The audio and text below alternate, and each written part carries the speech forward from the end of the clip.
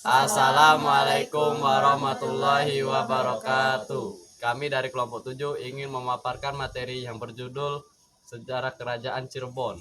Sebelum itu kami ingin memperkenalkan anggota kami terlebih dahulu. Saya Caska Adata Kartikara. Saya Muhammad Nabil Raka. Saya Devi Pratiwi. Saya Natasha Nagarekani.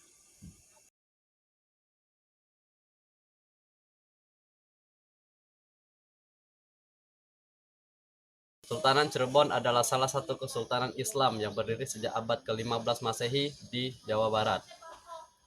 Kesultanan Cirebon adalah pangkalan penting bagi jalur perdagangan, pelayaran, dan penyebaran Islam di Jawa selain di Demak.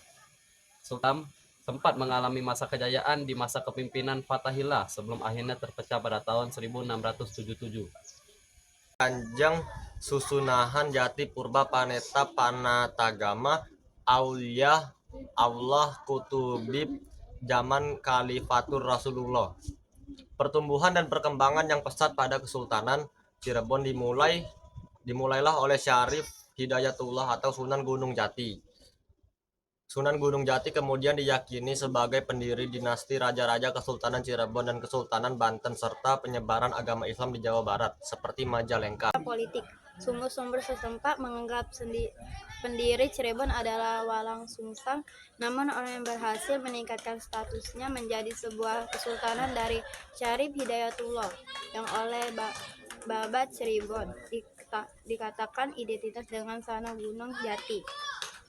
Sumber ini juga mengatakan bahwa Sunan Gunung Jati adalah komponen dan pengantin kehidupan ekonomi.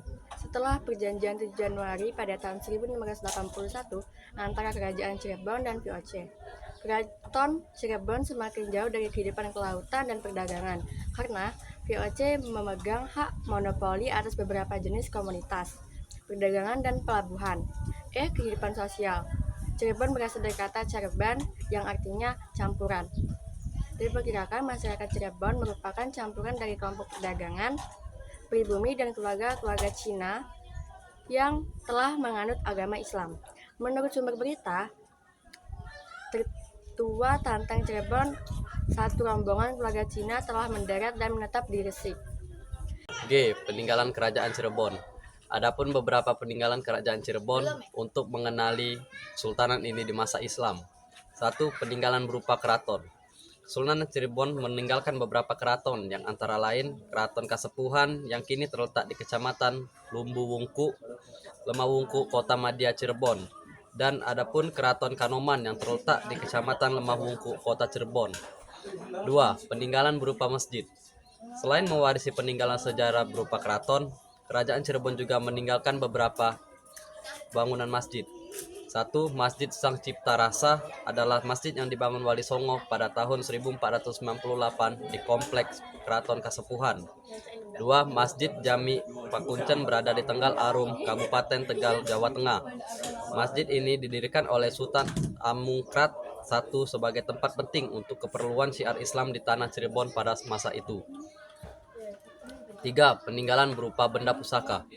Kesultanan Cirebon juga meninggalkan beberapa benda pusaka. Yang paling terkenal adalah pusaka yang berwujud kereta, misalnya kereta Singa Barong atau kereta Paksi Nagaliman yang berasal dari tahun 1549 buatan cucung Sunan Gunung Jati yang bernama Panembahan Losari.